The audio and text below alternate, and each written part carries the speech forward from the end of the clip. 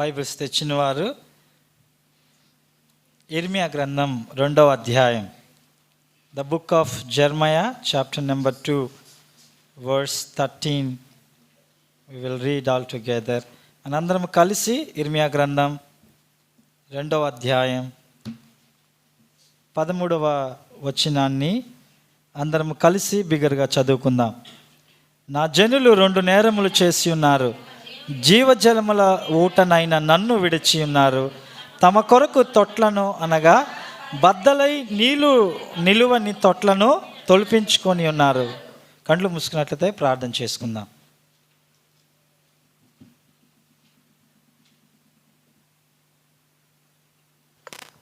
పరిశుద్ధమైన తండ్రి, నీకు స్తోత్రాలు. మరొకసారి నాయన ఉదయకాల సమయంలో ప్రభా, ఇదిగో తండ్రి నీ సన్నిధిలో నిలబడిన నన్ను కూడా మీరు జ్ఞాపకం చేసుకోండి ప్రభా. కుంటివాని జీవితాన్ని అయ్యా ఇదిగో ప్రభా, ఇదిగో తండ్రి పేతురు యోహానులు ప్రభా అతన్ని దర్శించారు, కానీ నీవైతే నీ మహిమను విడిచిపెట్టి నీవే మమ్మల్ని మా పాపములో ఉన్నటువంటి స్థితిలో నుంచి మమ్మల్ని లేవనెత్తి మమ్మల్ని స్వస్థపరిచి బాగు చేసి నాశనకరమైన గుంటలో నుంచి లేవనెత్తి నీ బండ మీద మా అడుగులు స్థిరపరిచి మా జీవితంలో రక్షణను కలుగజేసి ఇదిగో ప్రభా మాకు ఆనందాన్ని ఇదిగో ప్రభా మాకు ఐశ్వర్యాన్ని ఇచ్చినందుకై నేను కూడా ప్రభా ఇదిగో తండ్రి నిన్ను స్తుతిస్తూ ఆరాధిస్తూ ప్రభా ఇదిగో తండ్రి ఈ యొక్క ప్రభా నీ బల్ల విషయంలో తండ్రి మమ్మల్ని మేము పరీక్షించుకొని యోగ్యమైన రీతిలో ప్రభా నీ బల్లను సమీపించడానికి సహాయం చేయండి. నీ పక్షాన్ని నిలబడుతున్న నన్ను కూడా జ్ఞాపకం చేసుకొని నీ శిలువ రక్తము చేత కడిగి దేవా నీవే నాతో మాతో మా అందరితో మాట్లాడి సహాయం చేయమని అంధకార క్రియలన్నింటిని కూడా యేసునామములో లయపరుస్తూ యేసునామములో స్తుతించి ప్రార్థించి అడిగి వేడుకుంటున్నాం తండ్రి, ఆమేన్. ఇప్పుడు చదువుకున్నటువంటి యొక్క మాటల్ని మనం చూసినట్లయితే అందరం మరొకసారి ఇర్మియా గ్రంథం 2వ అధ్యాయం 13వ వచనాన్ని చదువుకుందాం. నా జనులు 2 నేరములు చేసి ఉన్నారు, జీవజలముల ఊటనైనా నన్ను విడిచి ఉన్నారు. తమ కొరకు తొట్లను అనగా బద్దలై నీళ్లు నిలవనటువంటి తొట్లను తొలిపించుకుని ఉన్నారు. అయితే మన జీవితంలో ఈ యొక్క ప్రభు బల్లలోనికి వచ్చే ముందు మనకి పరీక్ష చాలా అవసరం. అయితే దేవుడు దానికి ముఖ్యంగా అక్కడ మనం చదివినట్లయితే 12వ వచనం నుంచి దేవుడు చెప్తున్నటువంటి మాటల్ని ఒకసారి జ్ఞాపకం చేసుకుందాం. ఆకాశమా దీనిని బట్టి విస్మయపడుము, కంపించుము, బొత్తిగా పాడైపోము, ఇదే యెహోవా వాక్కు. అంటే దేవుడు మన జీవితంలో మనం చేస్తున్నటువంటి ఆరాధనను బట్టి లేదంటే మనం జీవిస్తున్నటువంటి జీవితాన్ని బట్టి ఎప్పుడు సంతోషిస్తాడు అంటే దేవునిని మనము విడవకుండగా దేవుని చెప్పినటువంటి వాక్యానుసారంగా మన జీవితాలని మనము ఆ మార్గములో తీసుకొని వెళుతున్నప్పుడు, అంటే మన జీవితము దేవుని వాక్యానుసారంగా ఉన్నప్పుడే దేవుడు మనల్ని బట్టి ఆయన సంతోషిస్తాడు, మన ఆరాధనని ఆయన స్వీకరిస్తాడు. గతకాలం మనం చూసినప్పుడు ఆరాధన ఆ యొక్క యోహాను సువార్త 4వ అధ్యాయం 23వ వచనం, అది యోహాను సువార్త 4వ అధ్యాయంలో యేసు ప్రభు ఆ యొక్క సమరయ స్త్రీతో చెప్తున్నటువంటి మాటల్లో అయితే యథార్థముగా ఆరాధించువారు ఆత్మతోనూ సత్యముతోనూ తండ్రిని ఆరాధించు కాలము వచ్చుచున్నది. అయితే మనము ఆరాధనలో ఏముండాలట? ఆయనను ఆరాధించేవారు ఎలాగట? ఆత్మతోనూ సత్యముతోనూ. 23వ వచనంలో అయితే యథార్థముగా ఆరాధించేవారు ఆత్మతోనూ సత్యముతోనూ తండ్రిని ఆరాధించు కాలం వచ్చున్నది. కాబట్టి మనము దేవుణ్ణి ఎలాగ ఆరాధన చేయాలంటే యథార్థంగా ఆత్మతో సత్యముతో ఆరాధించాలి. మన జీవితంలో ఆరాధన యథార్థమైన జీవితం లేకుండా మనం ఎంత ఆరాధన చేసినా కూడా వ్యర్థమే. అయితే ఆరాధన చేసాం, ఇప్పుడు మన జీవితంలో యథార్థత ఉన్నదా లేదా? అయితే ఇప్పుడు చదువుకున్నటువంటి ఈ మాటల్ని ఆధారం చేసుకొని దేవుడు చెప్తున్నాడు, ఆకాశమా నీవు కంపించు, నువ్వు బహు గొప్పగా నీవు పాడైపో. నా జనులు 2 నేరములు చేసి ఉన్నారు, వారు జీవజలముల ఊటనైన నన్ను విడిచిపెట్టి ఉన్నారు. అయితే దేవుడు ఈరోజు నీ జీవితాన్ని బట్టి, ఒకవేళ నా జీవితాన్ని బట్టి దేవుడు ఇటువంటి మాటల్ని ఒకవేళ అంటున్నాడా? ఆకాశమా నువ్వేం చెయ్యి, దేవుడు చెప్పాడు ఆకాశం గురించి. ఏదది? యెషయా గ్రంథం 1వ అధ్యాయం 1వ వచనంలో, ఆకాశమా చెవియొగ్గు, భూమి ఆకాశమా ఆలకించుము, భూమి చెవియొగ్గు, నేను పిల్లలను పెంచి గొప్పవారిగా చేసి తిని వారు నా మీద తిరుగుబడి ఉన్నారు. కాబట్టి మన జీవితంలో దేవుణ్ణి విడిచిపెట్టేటువంటి జీవితం, దేవుని మీద తిరుగుబాటు చేసేటువంటి జీవితం ఏమైనా ఉన్నదేమో అని మన జీవితాల్లో మనల్ని మనం జ్ఞాపకం చేసుకోవాలని దేవుడు కోరుకుంటున్నాడు. అందుకనే దేవుడు చెప్తున్నాడు ఆకాశం ఆలకించని.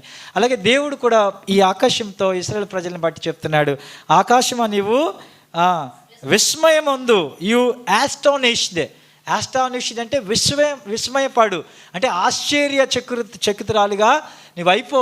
ఎందుకంటే నా ప్రజలు నన్ను విడిచిపెట్టి ఉన్నారు. 2 నేరాలు వాళ్ళు చేశారు.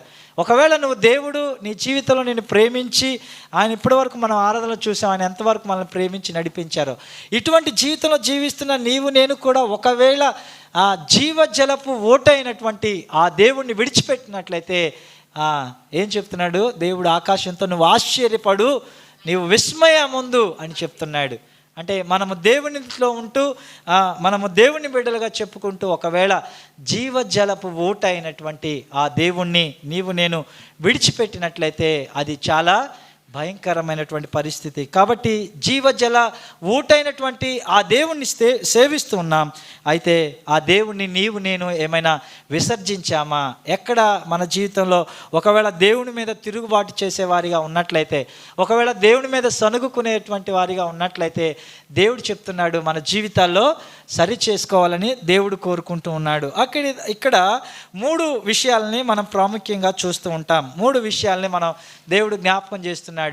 దేవుడు చెప్తున్నాడు, for my people was forsaken me the fountain of living water. నా ప్రజలైన వారు నన్ను, జీవజలపు ఊటనైన నన్ను వారు విడిచిపెట్టి ఉన్నారు అని దేవుడు చెప్తున్నాడు. ఇక్కడ ఫౌంటైన్ ఆఫ్ లివింగ్ వాటర్, జీవజలపుల ఊట, దాని గురించి 3 మాటల్ని ఈరోజు మనము జ్ఞాపకం చేసుకుందాం. మొదటిగా జీవజలపు ఊట. మొదటిగా మనము ఈ జీవజలపు ఊటలో మొదటిగా మనం చూసేటువంటి మాట ఏంటంటే జలము. ఏంటది? జలము, వాటర్. వాటర్ ఎందుకు కావాలి మన జీవితంలో? నీరు ఎందుకు కావాలి? నీరు ఎందుకు కావాలి? నీళ్ళు ఎవరు తాగరా? ఇంటే ఎవరు మాట్లాడడం లేదు. నీళ్ళు ఎందుకు కావాలంటే మన దాహాన్ని తీర్చుకోవడానికి కావాలి. ఒకవేళ నీరు మన జీవితంలో లేకపోతే ఏమవుతుంది? మనము మరణించే వారిగా, మనం చనిపోయే వారిగా ఉంటామని దేవుని వాక్యం చెప్తుంది. ఒకసారి ఆదికాండ గ్రంథం 21వ అధ్యాయం 14 నుంచి 16 వచనాలు మనం చదివినట్లయితే, ఆదికాండము 21వ అధ్యాయం. కాబట్టి తెల్లవారినప్పుడు ఆహారమును నీళ్ళ తిత్తిని తీసుకొని హాగరునికి అప్పగించి ఆమె భుజం మీద వాటిని పెట్టి ఆమెను పంపివేశాను.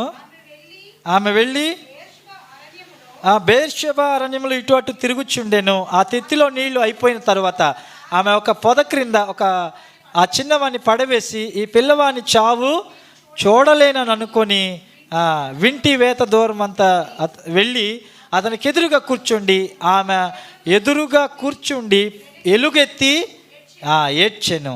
ఏం చేస్తుందంటే ఇక్కడ హాగరు యొక్క జీవితం.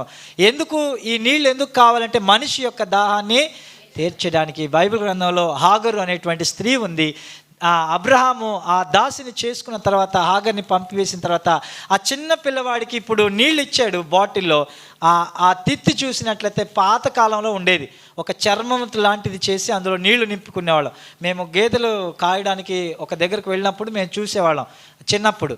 అయితే అటువంటి దానిలో నీళ్ళు అయిపోయాయి. ఈ తల్లి ఆ బిడ్డ ఏడుస్తూ ఉంది నీళ్ళ కోసం. ఈ తల్లి కూడా ఆహారం లేదు పాలు ఇవ్వడానికి. ఆ తల్లి ఎంతో బాధపడుతూ ఆ బిడ్డని దూరంగా విడిచిపెట్టి, ఈ తల్లి ఈయన చావు, ఈ బిడ్డ యొక్క జీవితాన్ని, ఈ బిడ్డ చనిపోవడం నేను ఎందుకు చూడాలని చెప్పి ఆవిడ ఎలుగెత్తి దేవుణ్ణి ఏడుస్తుంది.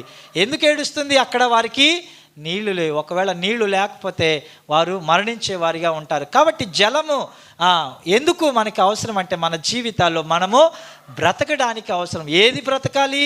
ఈ శరీరం బ్రతకాలి అంటే మన జీవితంలో మనకి వాటరు, ఆ జలం అనేది చాలా ప్రాముఖ్యంగా అవసరమని దేవుని వాక్యం చెప్తుంది. అందుకని నిర్గమకాండం 17వ అధ్యాయం 1 నుంచి 7 వచనాల్లో ఈ మాటలు రాయబడి ఉన్నాయి. వాటిని కూడా మనం జ్ఞాపకం చేసుకుందాం. నిర్గమకాండం చదవమ్మ. తరువాత ఇశ్రాయేలీల సర్వసమాజము యెహోవా మాట చొప్పున తమ ప్రయాణంలో సీను అరణ్యం నుండి ప్రయాణమైపోయి రెఫీదీములో దిగిరి. ప్రజలు తమకు త్రాగ నీళ్లు లేనందున మోషేతోనూ వాదించుచు, త్రాగుటకు మాకు నీళ్ళమ్మని మోషేని అడుగగా, మీరు నాతో వాదింపనేలా యెహోవాను శోధింపనేలా అని వారితో చెప్పాను. అక్కడ ప్రజలు నీళ్లు లేక దప్పిక కొని మోషే మీద సనుకొనుచు, ఇందెందుకు మమ్మను, మా పిల్లలను, మా పశువులను దప్పి చేత చంపుటకు ఐగుప్తులో నుండి ఇక్కడికి తీసుకొని వచ్చితిరి అనిరి. అయితే ఇక్కడ ఇశ్రాయేల్ ప్రజలు కూడా వారి జీవితంలో దేనికోసం మొరపెడుతున్నారు? ఆ నీళ్ళ కోసం. ఎందుకు నీళ్ళు? వారి జీవితంలో వాళ్ళు బ్రతకాలి అంటే వారికి నీళ్లు కావాలి. అక్కడ చెప్తున్నారు, for my children, for us and my childrens and our cattles.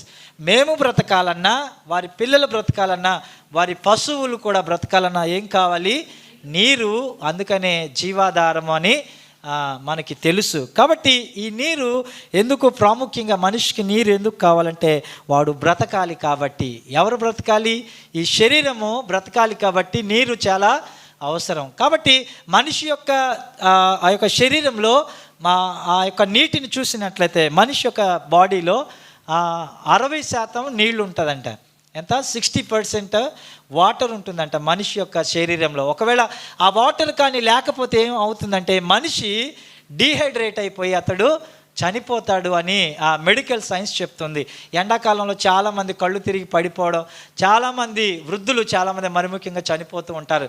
ఎందుకంటే వారి జీవితంలో ఆ వాటర్ ఎండకి ఆ యొక్క చెమట ద్వారా బయటకు వెళ్తుంది. ఇదంతా ఎందుకు మనం చూస్తున్నంటే జీవ జలములలో ఒక జలముని మనము ఆలోచన చేస్తున్నాం. ఆ నీరు ఎందుకు కావాలంటే if there is no sufficient water to our body will become dehydrated and it will be extremely thirsted. Then there is a chances of the failure of organs. మన జీవితంలో అవయవాలు అవి ఏం చేస్తాయంటే ఫెయిల్ అయిపోతాయి. అవి తప్పిపోయి ఏమవుతాయి అంటే దెర్ విల్ బి ఏ ఫెటలిటీ, అది మరణము సంభవిస్తుందని మెడికల్ సైన్స్ చెప్తుంది. కాబట్టి మన జీవితానికి నీళ్లు అవసరం. దేవుడు చెప్తున్నాడు, ఇశ్రాయేల్ ప్రజలు వారు ఆ యొక్క హాగరు మొరపెట్టినప్పుడు దేవుడు ఆ చిన్న బిడ్డ యొక్క మొర విన్నాడు. ఆ మాట నాకు చాలా సంతోషం అనిపించింది, చాలా ఆలోచింపచేసింది. ఆ మాట 21వ అధ్యాయం ఆదికాండము 21వ అధ్యాయం. దేవుడు ఆమెకెదురుగా కూర్చుండి ఎలుగెత్తి ఏడ్చాను. దేవుడు ఆ చిన్నవాని మొర వినను. యాక్చువల్గా ఇక్కడ మొరపెట్టింది ఎవరు? తల్లి మొరపెడుతుంది. హాగరు తన బిడ్డ దాహంతో చనిపోతుందని చూడలేక తల్లి ఎలుగెత్తి he lifted up his cry and he burst into tears. ఆమె కన్నీళ్లు మున్నీళ్ళై ఆమె ఏడుస్తుంది. కానీ దేవుడు చెప్తున్నాడు, దేవుడు ఆ చిన్నవాని మొర ఆలకించాడు, వినేడట. అంటే దేవుడు ఎలాంటి వాడంటే చిన్న బిడ్డ చేసేటువంటి ప్రార్థన కూడా ఆలకించాడు. అయితే నా జీవితంలో బాల్యం మొదలుకొని దేవుడు మన ప్రార్థన ఆలకిస్తూ మనల్ని నడిపిస్తూ వస్తున్నాడు. ఇశ్రాయేల్ ప్రజలు కూడా వారు దాహం ఏదని వారు అడిగినప్పుడు ఈ దప్పిక చేత మమ్మల్ని చంపడానికి ఇక్కడ తీసుకొని వచ్చారు అని మోషే అహరోనుల మీద వారు సరిగినప్పుడు దేవుడు ఏం చేశాడు? అక్కడ 17వ అధ్యాయంలో, నిర్గమకాండం 17వ అధ్యాయం. అందుకు యెహోవా 5వ వచనం, నీవు ఇశ్రాయేలు పెద్దలు కొందరిని తీసుకొని ప్రజలకు ముందుగా పొమ్ము, నీవు నదిని కొట్టిని నీ కర్రను చేత పట్టుకొని పొమ్ము, ఇదిగో అక్కడ హోరేబులోని బండ మీద నేను నీకు ఎదురుగా నిలిచేదను. నీవు ఆ బండను కొట్టగా ప్రజలు త్రాగుటకు దానిలో నుండి నీళ్లు బయలుదేరని మోషేతో సెలవేగా. అయితే దేవుడు బండలో నుంచి వారికి నీరిచ్చి వారి దాహాన్ని తీర్చినటువంటి దేవుడుగా ఉన్నాడు. అయితే యేసు ప్రభు ఇక్కడ దేవుడు చెప్తున్నాడు, ఇదిగో ఆకాశమా నీవు విస్మయముందు, నీవు బహుగా కంపించు, నువ్వు విస్మయపడు, బహుగా పాడైపో, ఎందుకంటే నా ప్రజలు 2 నేరాలు చేశారు. My people have sinned 2 evil things. రెండింటిని చేశారు. ఏంటంటే మొట్టమొదటిగా they forsaken me the fountain of living water, జీవజలముల ఊట అయిన నన్ను వారు విడిచిపెట్టారని దేవుడు చెప్తున్నాడు. మన జీవితంలో కూడా ఈ బల్ల ఎందుకంటే ప్రభువా జీవజలముల ఊట అయిన, మొదటిగా ఆ జలము దేవుడు జీవజలమే కాదు కానీ దేవుడు వారు శరీరానికి కావలసినటువంటి ఆ జలాన్ని కూడా దేవుడు ఇచ్చాడు. దేవుడు వారి దాహాన్ని తీర్చేటువంటి దేవుడుగా ఉన్నాడు. మన జీవితంలో కూడా మనం ఆయా పరిస్థితులు కూడా వెళుతున్నప్పుడు దేవుడు మన యొక్క దప్పికని తీర్చాడు. చాలాసార్లు చాలామంది, ఎంతమంది ఇక్కడ వాటర్ లేకుండా ఉన్నారో తెలియదు కానీ కొందరు పాతకాలంలో ఒకనొక సమయంలో మనం తాగడానికి కూడా నీళ్లు లేని పరిస్థితుల్లో దేవుడు మనల్ని అటువంటి సమృద్ధిలోనికి ఆ బండని కొట్టగా ఏమైంది, ఆ బండని కొట్టగా నీళ్ళు వచ్చాయి. అంటే ఆ బండ ఎవరో కాదు కానీ ప్రభు అయిన యేసుక్రీస్తు వారు. ఆయన కొట్టబడ్డారు. ఆయన ఏం చేశారు, నీ దాహాన్ని నా దాహాన్ని తీర్చడం కొరకు ఆయన ఏం చేశారంటే ఆయన కొట్టబడ్డాడు. అంటే ఆయన he was crucified because of to fulfil our thirsty, మన యొక్క దప్పికని తీర్చడానికి ప్రభు అయిన యేసుక్రీస్తు వారు ఆయన కొట్టబడ్డారు అని దేవుని వాక్యం చెప్తూ ఉంది. కాబట్టి ఆ బండ ఇప్పుడే మనం చదివే నాశనకరమైన జిగట ఊబిలోని జిగట గుంటలో నుంచి నన్ను తీసుకెళ్ళి నా పాదాలని బండ మీద స్థిరపరిచిపడ్డావు. ఆ బండ ఎవరో కాదు కానీ ఆ బండ క్రీస్తు యేసే. ఆ బండ మీద మన పాదాలని ప్రభు స్థిరపరిచాడు. మన దాహాన్ని ఆయన తీర్చడం కోసం ఆయన ఏం చేశాడు, ఆయన సిలువలో మరణించాడు. ఇది మామూలు దాహం, ఇది శరీరానికి అవసరమైన దాహం. రెండవదిగా మనం చూసినట్లయితే ద లివింగ్ వాటర్, అదేంటి, అది జీవజలము. ఈ జీవజలం అంటే ఏంటి, జలము అంటే మన శరీరాన్ని బ్రతికించేది. అయితే జీవజలం ఏం చేస్తుందంటే మన ప్రాణాన్ని, మన ఆత్మల్ని బ్రతికించేది. ఆ మాటని మనం ఒకసారి యోహాను సువార్త 4వ అధ్యాయం, యేసు ప్రభు ఆ సమరయ స్త్రీతో మాట్లాడుతున్నటువంటి ఆ సంభాషణలో ఆ జీవజలమును గురించి ప్రభు చెప్పినట్లుగా మనం చూస్తున్నాం.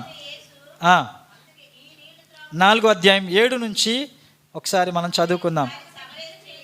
సమరయ స్త్రీ ఒకటి నీళ్లు చేదుకొనుటకు అక్కడికి రాగా యేసు నాకు దాహమునకు ఇమ్మని ఆమెను అడిగాను. ఆయన శిష్యులు ఆహారం కొనుటకు ఊర్లోకి వెళ్ళిరి. ఆ సమరయ స్త్రీ, యూదుడివైన నీవు సమరయ స్త్రీనైన నన్ను దాహముకిమ్మని ఏలాగో అడుగుచున్నావని ఆయనతో చెప్పాను. ఎలా అనగా యూదులు సమరయులతో సాంగత్యము చేయరు. అందుకు యేసు, నీవు దేవుని వరమును నాకు దాహమునకిమ్మని నిన్ను అడుగుచున్న వాడెవడో అదియు ఎరిగి ఉంటే నీవు ఆయనను అడుగుదువు. ఇక్కడ మనం చదివినట్లయితే మనము జాగ్రత్తగా 10వ వచనాన్ని జ్ఞాపకం చేసుకున్నట్లయితే, జాగ్రత్తగా చూసినట్లయితే, అందుకు యేసు, నీవు దేవుని వరమును నాకు ఇమ్మని నిన్ను అడుగుచున్నవాడెవడో. అంటే ఇదేంటి, జీవజలము ఏంటంటే it is a gift of God. ఇది దేవుని యొక్క వరము అయి ఉన్నది.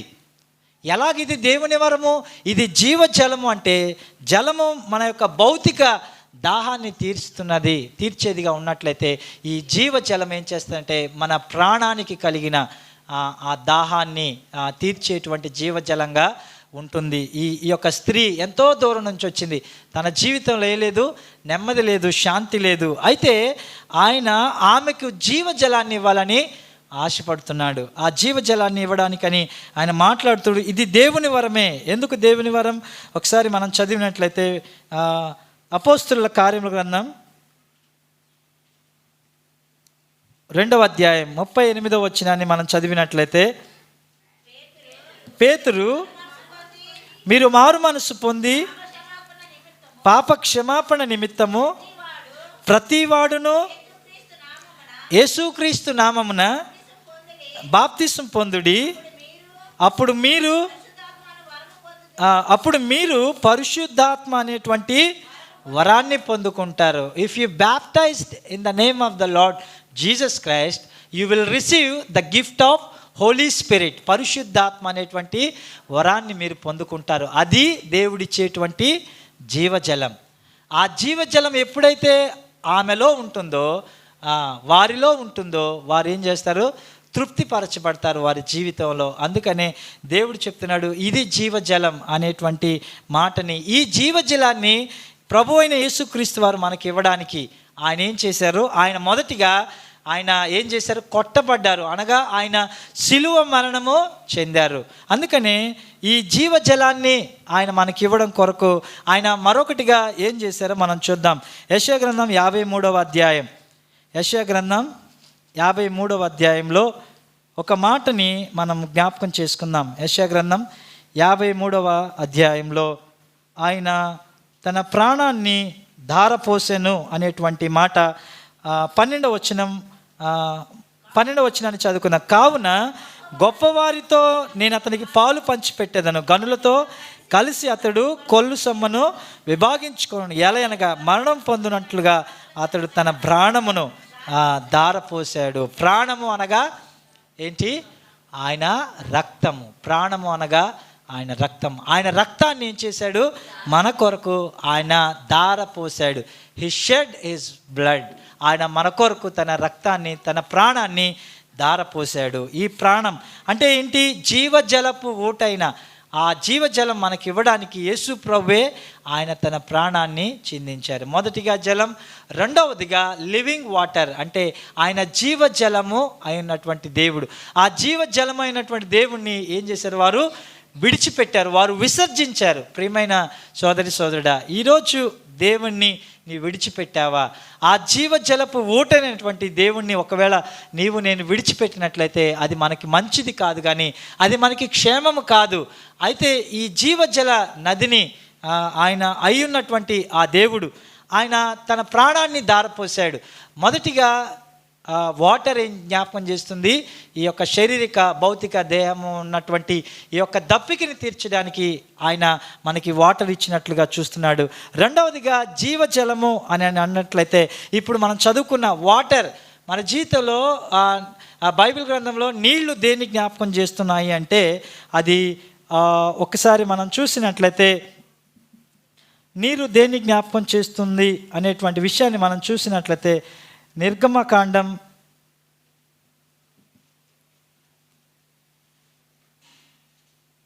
17వ అధ్యాయం అనుకుంటా, ఒక్కసారి చూద్దాం.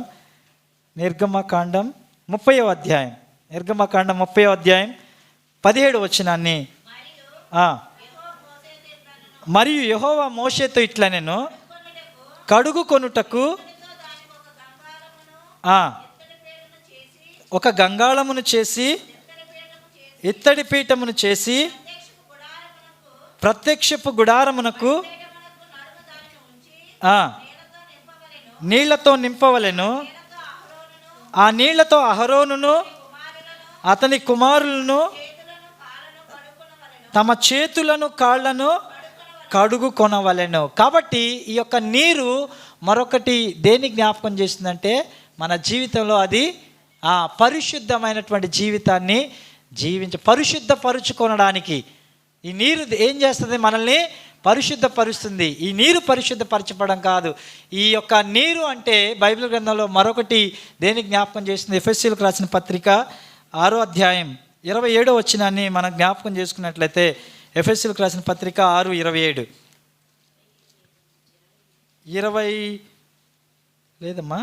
6 ఎఫెసీయులకు రాసిన పత్రిక 5:27 వాక్యం అనేటువంటి ఉదక స్నానం చేశారు అనేటువంటి మాట.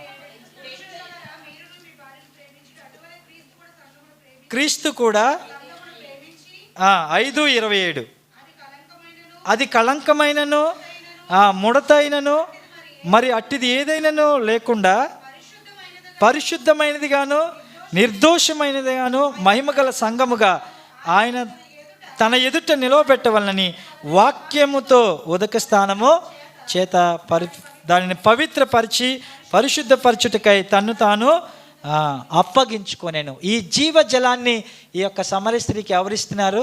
ప్రభు అయిన యేసుక్రీస్తు ఆయన ఇవ్వడానికి సిద్ధంగా ఉన్నారు.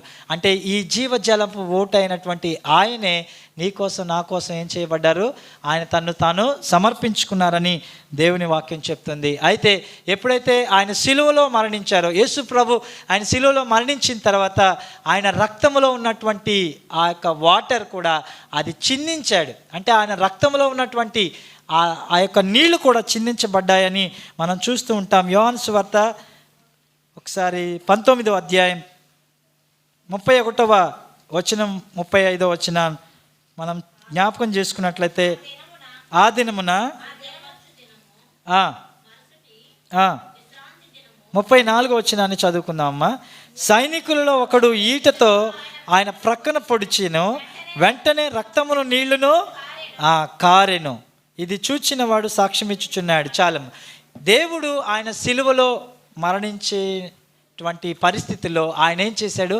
ఆయన రక్తాన్ని ఆయన చిందించాడు. ఆయన రక్తాన్ని చిందించడం మాత్రమే కాదు, కానీ ఆయన రక్తంలో ఉన్నటువంటి ఆ నీరు కూడా చిందించబడింది. ఎందుకు? కేవలము ఆయన ప్రాణము ఆయన ప్రాణాన్ని దారపోసాడు. అనగా ఆయన రక్తాన్ని నీ కొరకు, నా కొరకు, నీవు చేసిన పాపాల కొరకు, నేను చేసిన పాపాల కొరకు, ఆ జీవజలపు ఊట అయిన ఆ దేవుడు ఏం చేశాడు? నీ కొరకు, నా కొరకు ఆయన తన ప్రాణాన్ని దారపోసాడు.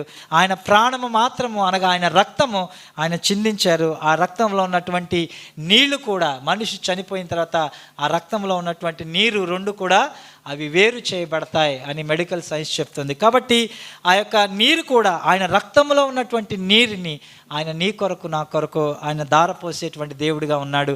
నీకు, నాకు ఎందుకు?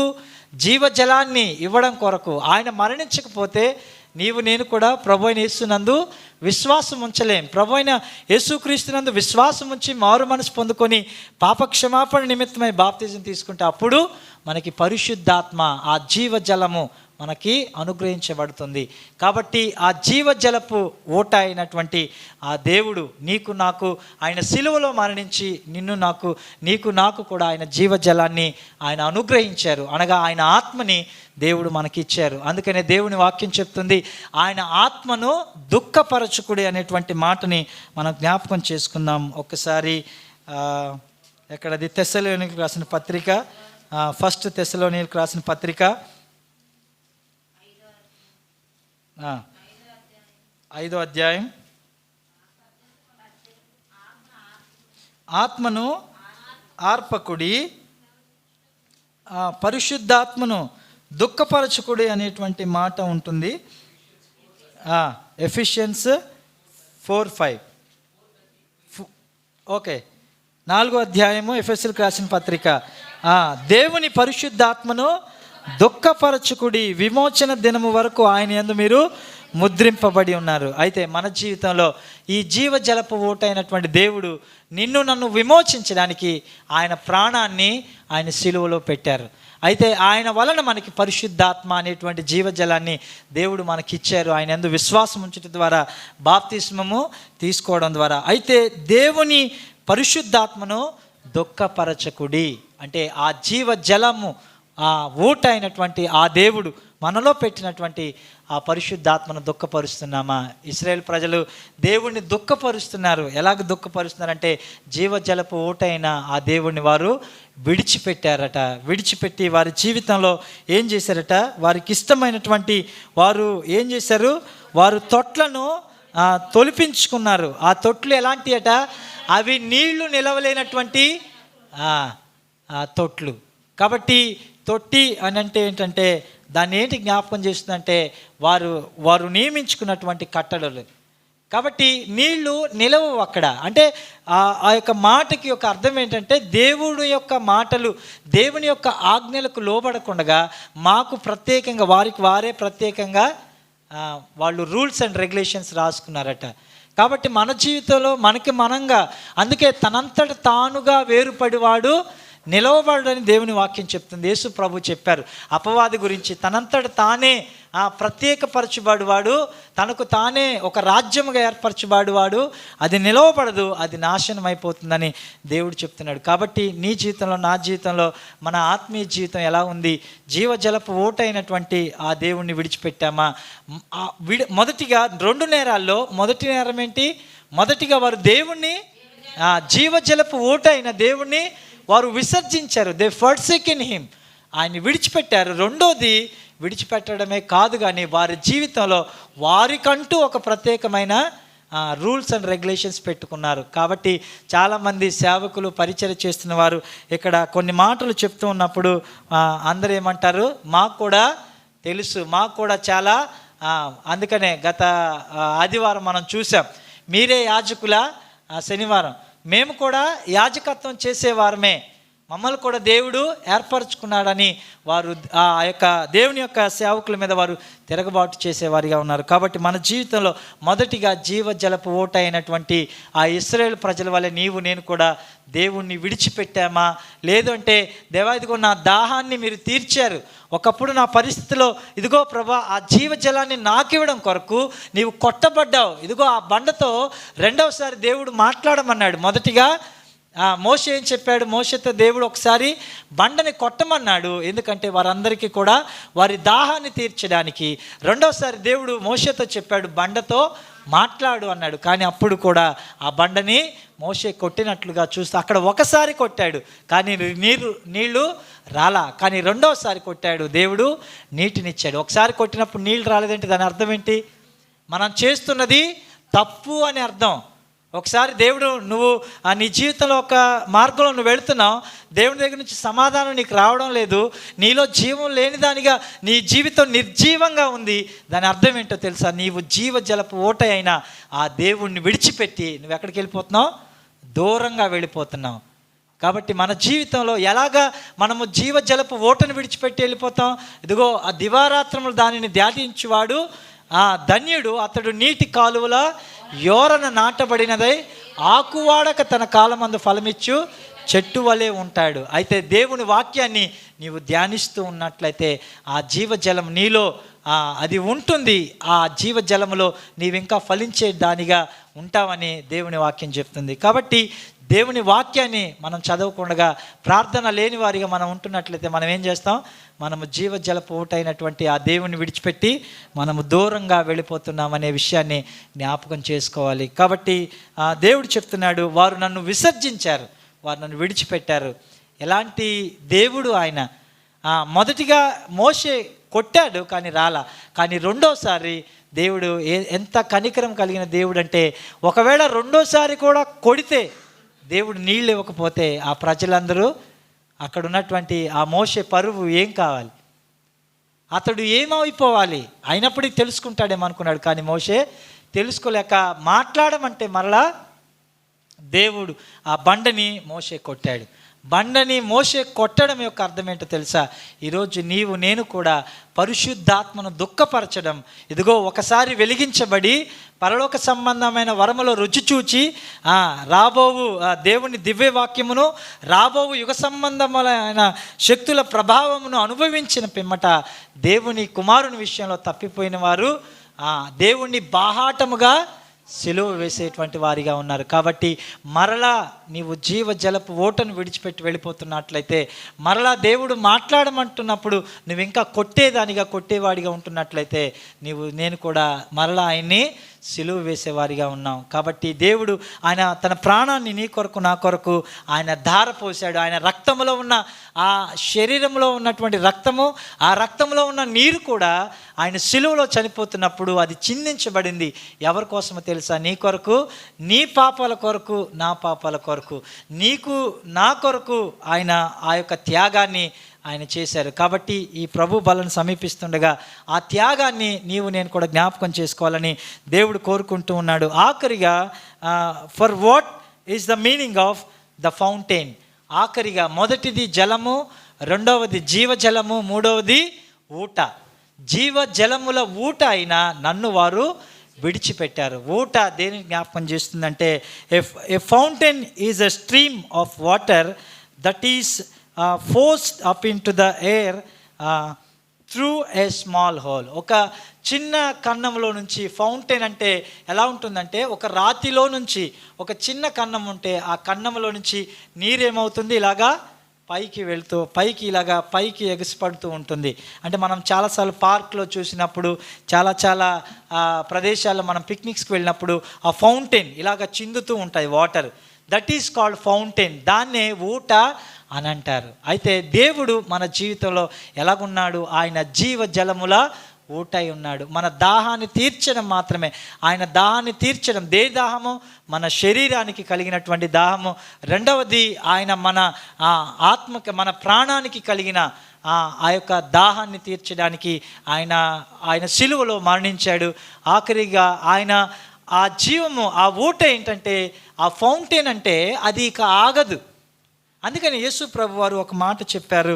ఆ మాటను జ్ఞాపకం చేసుకున్న యోహాను సువార్త 3వ అధ్యాయం 34వ వచనాన్ని మనం జ్ఞాపకం చేసుకుందాం. యోహాను సువార్త 3:34.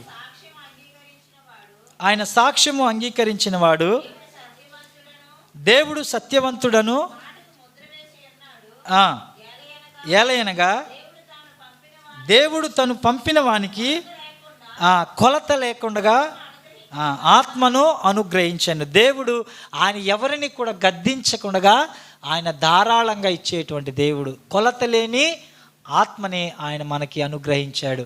కాబట్టి ఆ అనుగ్రహించినటువంటి ఆ ఆత్మ ద్వారా, ఆ ఆత్మ ఈ ఫౌంటైన్ ఎలాగైతే ఆగిపోకుండా ఉంటుందో ఆ ఆత్మ మనలో ఉండి మన ఆత్మని ఏం చేస్తుంది, అది జీవింపచేస్తుంది.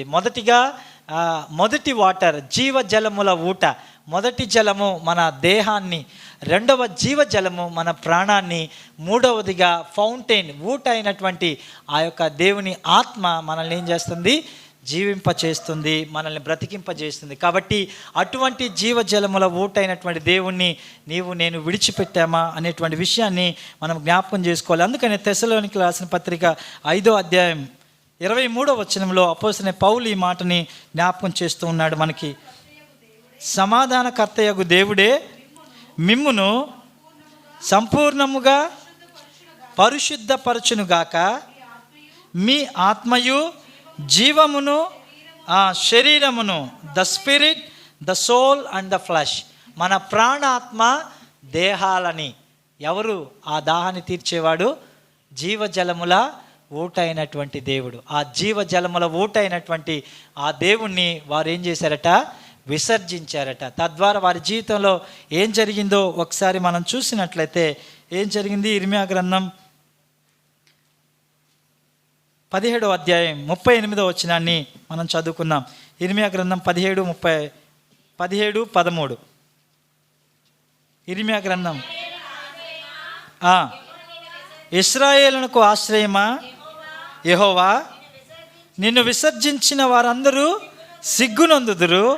నా ఎడల ద్రోహము చేయువారు యెహోవా అను జీవజలముల ఊటను విసర్జించి ఉన్నారు గనుక వారు ఇసుక మీద పేరు వ్రాయబడిన వారుగా ఉందరు. కాబట్టి ఎవరైతే దేవుణ్ణి విడిచిపెడతారో, ఎవరైతే దేవుణ్ణి మరిచిపోతారో వారి జీవితం ఎలాగుంటుందంట, వారి జీవితంలో వారు సిగ్గుపడతారట. కాబట్టి నీ జీవితంలో సిగ్గు నొందేటువంటి జీవితాన్ని ఇతరులు ఎవరు సిగ్గుపరచబడ్డం, నీ జీవితంలో ఇతరులు చూసి నీ జీవితాన్ని బట్టి వారు నీ జీవితం సిగ్గుపడేటువంటి విధంగా ఉందా, లేదంటే నీ జీవితం ఎలాగుంది, నువ్వు ధైర్యంగా చెప్పగలగవా?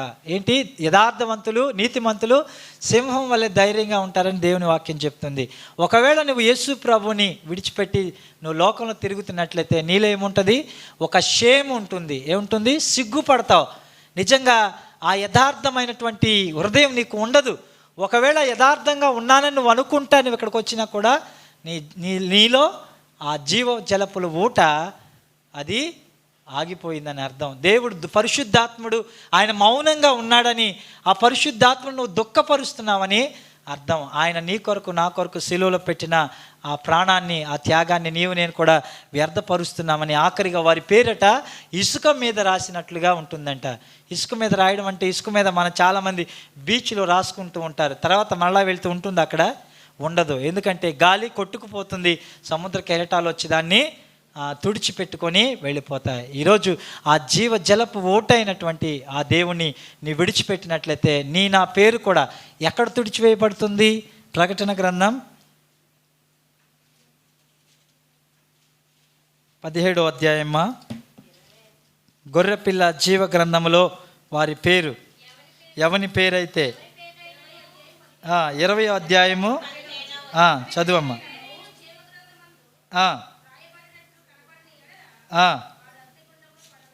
ఎవని పేరైతే గొర్రెపిల్ల జీవ గ్రంథంలో రాయబడలేదు, జీవ గ్రంథం అందు రాయబడలేదు, వారు అగ్నిగుండంలో వెళ్ళిపోతారు. కాబట్టి జీవజలముల ఓటైన ఆ దేవుణ్ణి నీవు నేను విడిచిపెట్టినట్లయితే ఈరోజు మనం జ్ఞాపకం చేసుకున్నాం. ఒకవేళ దేవుణ్ణి విడిచిపెట్టి జీవజలపు ఓటైనటువంటి దేవుణ్ణి విడిచిపెట్టామా, విసర్జించి ఉన్నామా? మన జీవితంలో ఒకవేళ సిగ్గు నొందేటువంటి పరిస్థితులు, అవమానకరమైనటువంటి జీవితాన్ని జీవిస్తున్నట్లయితే దేవుడు ఏం చెప్తున్నాడంటే పరీక్షించుకోమని చెప్తున్నాడు. కాబట్టి మనం పరీక్ష చేసుకొని యోగ్యమైన రీతిలో, ప్రభా ఒకవేళ జీవజలముల ఓటైన నిన్ను విడిచిపెట్టినట్లయితే నా జీవితం సిగ్గు నొందేదిగా ఉంటుంది, నా పేరు ఇసుక మీద నుంచి తుడిచిపెడితే పర్వాలేదు, కానీ జీవ గ్రంథంలో నుంచి తుడిచివేయబడితే మనం ఆరని అగ్నిగుండం అనగా రెండవ మరణం అనగా నరకానికి మనం వెళ్ళే వారిగా ఉన్నాం. కాబట్టి మనం ఎలాగున్నాం? ఆ జీవజలపు ఊటైనటువంటి ఇదిగో ఆకాశమా నువ్వు విస్మయం అందు బహుగా కంపించు, నా ప్రజలు 2 నేరములు చేసి ఉన్నారు, జీవజలముల ఊట అయిన నన్ను వారు విడిచిపెట్టి ఉన్నారు. కాబట్టి మనం ఎక్కడున్నాం పరీక్షించుకొని యోగ్యమైన రీతిలో ప్రభు బలలో పాలు పంపులు పొందుకుందాం. దేవుడి మాటలను దీవించి ఆశీర్వదించును గాక. ఆమేన్, ఆమేన్.